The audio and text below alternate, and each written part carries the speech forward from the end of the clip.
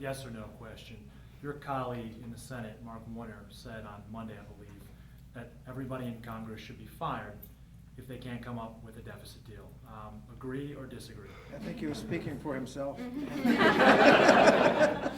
I think, Sam, part of what the senator has been talking about is making sure that we do a big deal, and that means solve all problems.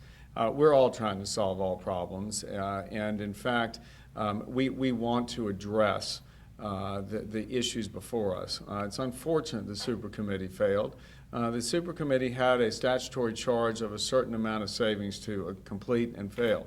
And again, I think looking at it in the way that has been done in the past has seemed to not produce results. We can do better. There is a better way. Again, if we all focus on the things we agree on, let's get back to work. Let's get this economy going again.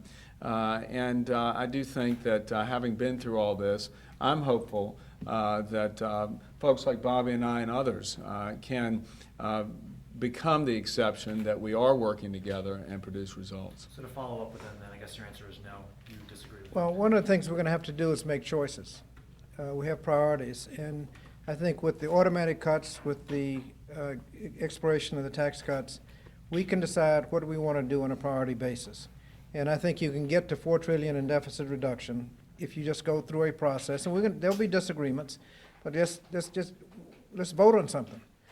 If you want to extend the tax cuts, how are you going to pay for it? And put the numbers on the line items. Do you want, if you extend all the tax cuts, you're going to have to cut defense, Medicare, and Social Security. We'll put them on, and let's make a choice. Maybe we'll only extend some of the tax cuts and don't have to cut Social Security and Medicare that much. If you let all the tax cuts expire, you don't have to cut anything to get to $4 trillion. But let's make the choices and set the priorities. There'll be differences of opinion, but one of the things the super committee didn't do was even start the process. It would have been a long process, voting amendment after amendment, but you can get there. And one of the advantages we have right now is doing nothing will cause all the tax cuts to expire, will cause a trigger an additional $1 trillion worth of cuts. A lot of other things, the AMT and the Dr. Fix and a lot of other things we do, the calculation interest savings is about $7 trillion on the table.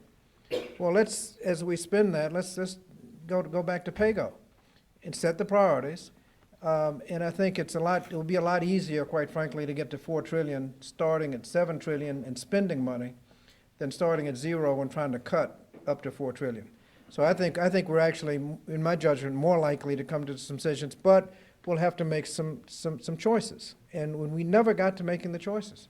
Last question. But you do believe that Congress deserves, these congressmen and women who have been trying to make these decisions for the last couple of years now, you all deserve to keep your jobs? Is that the implication? I think we're going to come, because of the automatics, I think we will come to the situation where we'll start making the choices.